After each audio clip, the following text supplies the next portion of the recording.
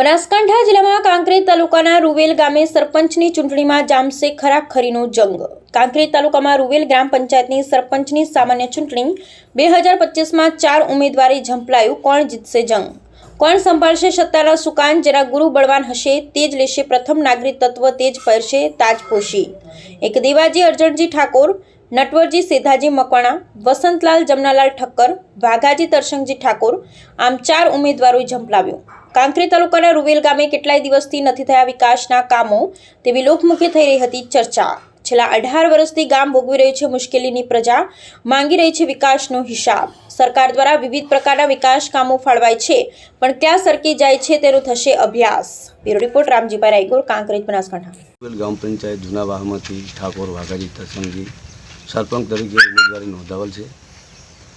અમારે છેલ્લા 15 થી છેલ્લા 18 વર્ષથી રૂવેલ ગામની અંદર કોઈ જાતનો વિકાસ થયો નથી। સરકાર ગ્રાન્ટ આપે છે ઘણી બધી, પણ કોઈ ગ્રાન્ટ ગામમાં આવતી નથી।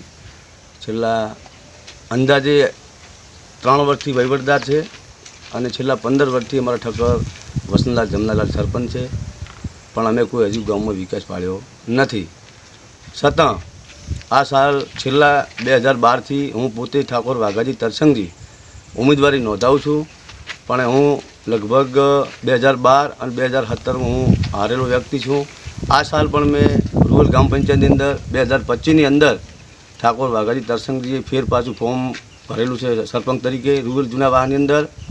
છતાં કોઈ પણ કાર્ય કે કામ જે સરકાર ગ્રાન્ટ આપશે એવો હું તમને માફ કરજો કે રૂવેલ ગામની અંદર મેં સરપંચ તરીકે ઉમેદવારી નોંધાવેલી છે। તમે બધા ગામવાસી, બધી વાઈન 18 આલમ મને દિલથી હૃદયથી મને મત કરજો। મારું નિશાન છે લીલું મરચું, એવી હું તમને પ્રાર્થના કરું છું। અને જે મારાથી સરપંચ બન્યા પછી જે મારાથી કામ થાય સરકાર પાસેથી હું બને એટલી ગ્રાન્ટ લાવી અને ગામનો વિકાસ કરીશ એવું હું વચન આપું છું। નમસ્કાર। અમારા ગામનો કોઈ વિકાસ થયો નથી। આ 18 વર્ષ થઈ ગયા છે।